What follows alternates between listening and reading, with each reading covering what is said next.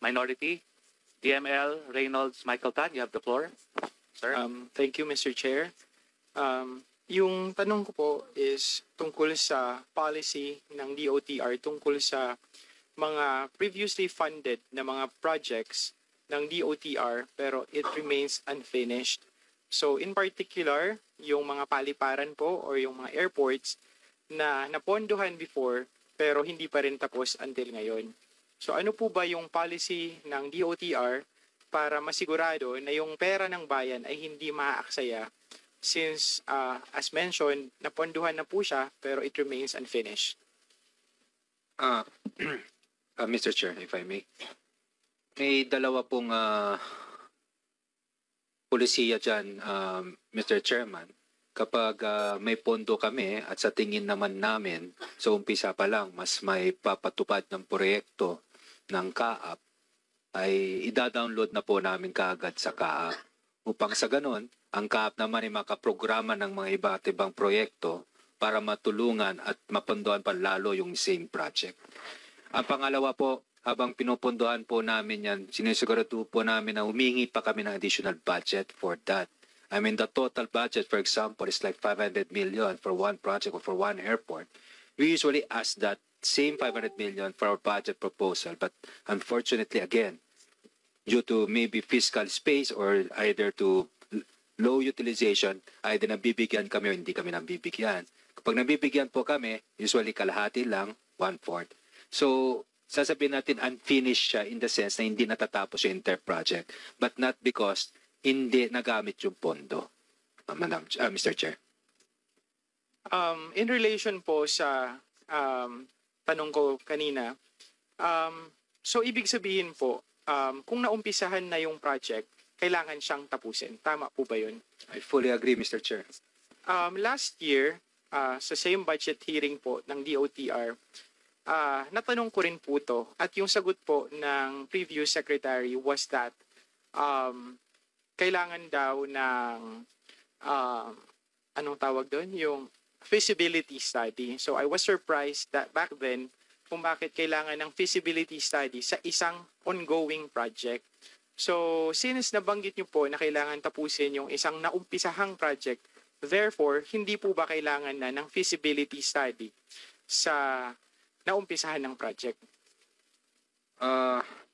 Hindi ko po alam ang rason, Mr. Chair, ba't nabanggit ng dating kalihim, hindi po si kalihim Sec Vince, kung bakit kailangan ng feasibility study. Pero may ipag-ugnayan po ako ngayon sa amin air sector sa CAAP po namin. Hindi ko, tulad po ninyo, Mr. Chair, hindi ko rin po nakikita kung bakit kailangan pa ng isang feasibility study sa isang ongoing project at kung itutuloy lang naman ang hindi natapos na proyekto. Thank you po sa inyong sagot kasi yun nga, nabanggit ko nga na nagulat din ako sa sinabi na na kailangan pa ng feasibility study na mas malaki na yung nailaang pondo sa, kumbaga, malaki na yung nalaang pondo more than pa sa kailangang pondo para tapusin yung nasabing project. So, tungkol naman po to sa Catbalogan Airport kasi for 2026, meron pong nilaang 50 million pesos para sa project which is the Catbalogan Airport. Previously din po, nabanggit ko na more than 2 billion na po yung napondo doon at meron pang I think siguro mga 500 or 600 million na kailangan para matapos yung airport at finally magamit na siya. Last year din po, tapos na po, na-construct na yung passenger terminal ng nasabing airport. I think yun po yung pinakamagandang passenger terminal sa mga domestic airports sa buong Pilipinas. I'm proud of that. However, it remains unused pa rin until ngayon, even if tapos na siya. So, ibig sabihin po, currently, since hindi naman po siya ginagamit, unti-unti na po siyang magdi-deteriorate or baka nga nagdi-deteriorate na. So yung tanong ko lang po patungkol dyan is kailan kaya matatapos or planong tapusin ng DOTR yung airport para ma-operationalize na siya kasi since nandyan na po yung passenger terminal, baka naman po yung passenger terminal mabulok. So if mabulok po yung passenger terminal, we will require more funds na naman para ayusin yun, which is sayang naman po kung hindi yun magagamit. And then we will be needing more funds para ayusin lang siya when the time comes na ma-operate na po yung airport. Tama po kayo, Mr. Chairman, that more or less there's 600 million additional fund needed po. No? At sa ating budget proposal nga po, we requested for 250, nabigyan lang tayo sa NEP natin ng 50 milyones. Kaya nga po nakiusap tayo kagad sa CAAP na maglaan ng another 250 million para sa Catbalogan para matulungan naman tayo. At per CAAP, meron silang 200 something million na this calendar year, 2025. At makikiusap din po kami sa inyo, Mr. Chairman, kung kaya nyo pong dagdagan ulit ang budget ng 50 po sa inyo para matapos na po natin ang iyong paliparan, maganda po natin gawin yun. Kulang po talaga tayo ng pondo para po talagang tuluyan natin matapos ang paliparan sa Calbayog. Sa Catbalogan po. I mean, Catbalogan. Naghahalo-halo na po. Thank you. Pero actually, yung Calbayog is nasa Samar din po yan. So, Kaya nga po, saka magkapatid kayo, Mr. Chairman. Naguguluhan po ako. So, Mr. Chair, patungkol naman din po sa funding kasi nabanggit nyo po na yung ni-request nyo pong pondo is 250 million pero yung na-approve lang po is 50. So yung tanong ko po, sino po ba yung nag-a-approve ba ng budget considering na yung binibigyan po ng ceiling or ng proposed funds yung bawat ahensya at kayo po yung magpipili kung ano yung ipapasok na budget. So sino po ba talaga yung may final say para po mag-define kung magkano pa talaga yung pondo na ilalagay or ipiprint sa NEP.